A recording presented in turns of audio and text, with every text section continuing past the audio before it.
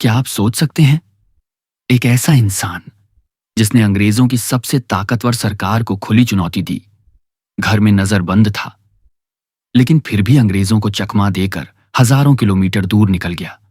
और सिर्फ इतना ही नहीं, उसने एक पूरी सेना तैयार कर दी जिसका नाम सुनकर अंग्रेज भी डरने लगे थे। लेकिन सवाल यह है, आखिर नेताजी सुभाष चंद्र बोस का पूरा मिशन काम कैसे करता था? उन्होंने सेना कैसे बनाई? लोग उनके साथ क्यों जुड़ते गए? और आखिर वो अंग्रेजों के खिलाफ इतनी बड़ी लड़ाई कैसे लड़ पाए? आज की इस वीडियो में हम स्टेप बाय स्टेप समझेंगे कि नेताजी का पूरा सिस्टम कैसे काम करता था। तो वीडियो को आखिर तक जरूर देखना, क्योंकि अंत में मैं आपको कुछ ऐसे फैक्ट्स बताऊंगा जो शायद आपने पहले कभी नहीं सुने। भारत के सबसे साहसी और रहस्यमयी स्वतंत्रता सेनानियों में से एक थे। जब ज्यादातर लोग शांतिपूर्ण तरीके से आजादी की लड़ाई लड़ रहे थे, तब नेताजी मानते थे कि अंग्रेजों को भारत से निकालने के लिए एक मजबूत सेना और सीधा संघर्ष जरूरी है। उनका फेमस नारा था, तुम मुझे खून दो, मैं तुम्हें आजादी दूंगा। और यही लाइन लाखों भारतीयों के दिल में आग लगा देती थी। लेकिन दोस्तों, नेताजी सिर्फ भाषण देने वाले नेता नहीं थे, वो एक मास्टर प्लानर थे। उन्होंने एक ऐसा नेटवर्क बनाया जिसमें secret planning, international support, soldiers training, radio communication और मिलिट्री स्ट्रैटेजी सब कुछ शामिल था। तो चलिए अब समझते हैं, आखिर ये पूरा सिस्टम स्टेप बाय स्टेप कैसे काम करता। सबसे पहले समझते हैं कि नेताजी का मिशन शुरू कैसे हुआ। सुभाष चंद्र बोस बचपन से ही बहुत तेज दिमाग के थे। उन्होंने इंग्लैंड जाकर पढ़ाई की और इंडियन सिविल सर्विसेज यानी आईसीएस जैसी बड़ी परीक्षा भी पास कर ली। अब सोचिए, उस समय आईसीएस पास करना मतलब बहुत बड़ी सरकारी नौकरी मिलना। लेकिन नेताजी ने वो नौकरी छोड़ दी। क्यों? क्योंकि वो अंग्रेजों की नौकरी नहीं करना चाहते थे, वो भारत को आजाद देखना चाहते थे। धीरे धीरे वो भारतीय राजनीति में आए और लोगों के बीच बेहद लोकप्रिय हो गए। लेकिन एक बड़ी समस्या थी, कांग्रेस के कई नेता शांतिपूर्ण आंदोलन में विश्वास करते थे, जबकि नेताजी मानते थे कि सिर्फ बातों से अंग्रेज नहीं जाएंगे। यहीं से उनका अलग रास्ता शुरू हुआ। उन्होंने सोचा, अगर भारत के बाहर से मदद मिले और एक भारतीय सेना तैयार की जाए तो अंग्रेजों को हराया जा सकता है। यानी उनके मिशन का पहला स्टेप था एक ऐसा प्लान बनाना जिसमें भारत के लोग और विदेशी ताकतें दोनों साथ आएं। और यहीं से शुरू होती है असली, अब आता है सबसे थ्रिलिंग पार्ट। अंग्रेज सरकार नेताजी से डरने लगी थी, इसलिए उन्हें उनके घर में नजरबंद कर दिया गया। लेकिन नेताजी ने हार नहीं मानी। उन्होंने सीक्रेटली एक एस्केप प्लान तैयार किया। एक रात उन्होंने अपना भेष बदला, दाढ़ी बढ़ाई और एक आम इंसान की तरह घर से निकल गए। सोचिए, पूरी अंग्रेज सरकार उन्हें ढूंढ रही थी, लेकिन वो धीरे धीरे भारत से निकलकर अफगानिस्तान पहुंचे, फिर वहां से जर्मनी। अब आपके मन में सवाल आएगा, जर्मनी क्यों?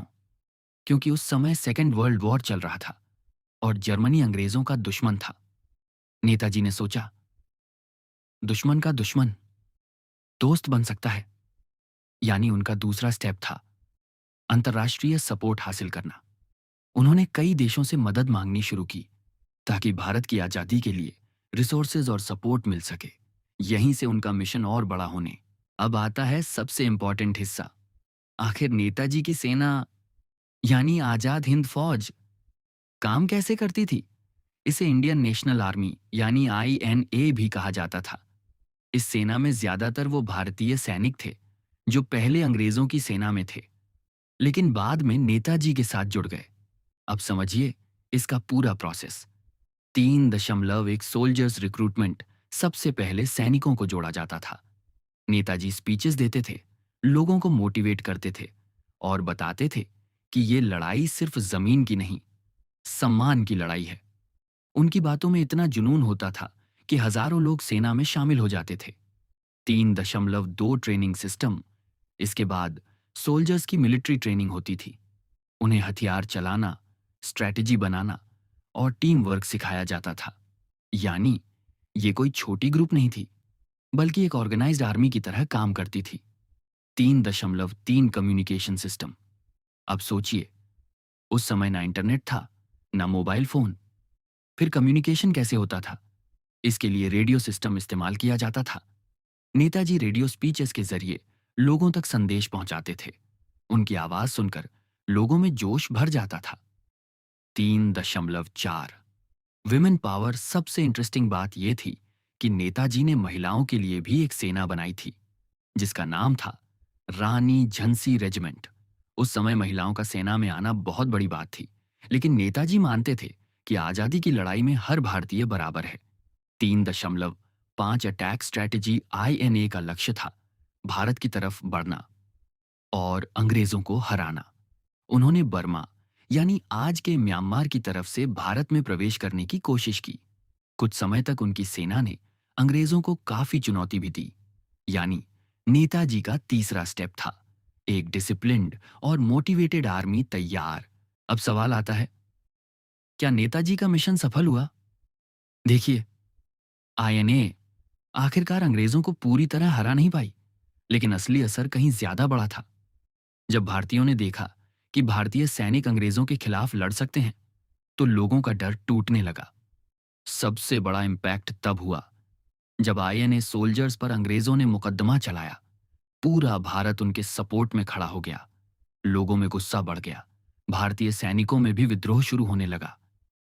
इतिहासकार मानते हैं कि इससे अंग्रेजों को समझ आ गया कि अब भारत पर ज्यादा समय तक राज्य करना मुश्किल है।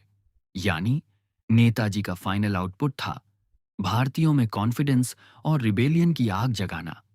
और यही आग आगे चलकर आजादी की बड़ी वजह। अब थोड़ा बिहाइंड द सीन्स समझते हैं। नेताजी का मिशन बाहर से जितना पावरफुल दिखता था, अंदर से उतना ही चैलेंजिंग था। उनके सामने कई समस्याएं थीं। पैसे की कमी, हथियारों की कमी, लंबी यात्रा, दुश्मनों की निगरानी, कम्युनिकेशन प्रॉब्लम्स। फिर भी वो लगातार प्लानिंग करते रहे। उन्होंने अलग अलग देशों से सपोर्ट लेने की कोशिश की, मीटिंग्स की, स्ट्रैटेजीज बनाई और अपनी आर्मी को मोटिवेटेड रखा। यानी पर्दे के पीछे लगातार टीम वर्क, प्लानिंग और रिस्क चल रहा था। और यही चीज नेताजी को बाकी नेताओं से अलग बनाती थी। रियल लाइफ एग्जाम्पल अगर आसान भाषा में समझें, तो नेताजी का पूरा मिशन किसी स्टार्टअप कंपनी जैसा था। सोचिए, एक इंसान के पास बड़ा सपना है। वो लोगों को जोड़ता है, टीम बनाता है, रिसोर्सेज जुटाता है, कम्युनिकेशन सिस्टम बनाता है और फिर एक बड़े लक्ष्य की तरफ सबको लीड करता है। बस फर्क इतना था कि नेताजी का लक्ष्य बिजनेस नहीं, बल्कि भारत की आजादी था। और यही चीज उन्हें एक्स्ट्रॉर्डिनरी बनाती है। 15-30 इंटरेस्टिंग। अब जानते हैं कुछ अमेजिंग फैक्ट्स। फैक्ट एक, नेताजी को नेताजी नाम जर्मनी में भारतीय सैनिकों ने दिया था। फैक्ट 2, उन्होंने एक स्वतंत्र भारतीय सरकार भी बनाई थी, जिसे कई देशों ने मान्यता दी थी। फैक्ट 3, उनकी मौत आज भी एक मिस्ट्री मानी जाती है। कई लोग मानते हैं कि उनकी कहानी ऑफिशियली बताई गई कहानी से अलग हो सकती है, और यही मिस्ट्री आज भी लोगों की क्यूरियोसिटी बढ़ाती। तो दोस्तों, आज हमने समझा कि नेताजी सुभाष चंद्र बोस का पूरा मिशन कैसे काम करता था, कैसे उन्होंने प्लानिंग की, कैसे इंटरनेशनल सपोर्ट लिया, कैसे एक सेना बनाई और कैसे लाखों भारतीयों के दिल में आजादी की आग जलाई। उनकी कहानी सिर्फ इतिहास नहीं है, बल्कि करेज, लीडरशिप और विजन की सबसे बड़ी मिसाल है। अब आप बताइए, अगर आप उस समय होते तो क्या आप नेताजी की सेना में शामिल होते? कमेंट करके जरूर बताना। और अगर वीडियो पसंद आई हो तो लाइक, शेयर और सब्सक्राइब जरूर करना, क्योंकि ऐसी ही अमेजिंग प्रोसेस एक्सप्लेनेशन वीडियोस हम आपके लिए लाते रहेंगे। जय हिंद।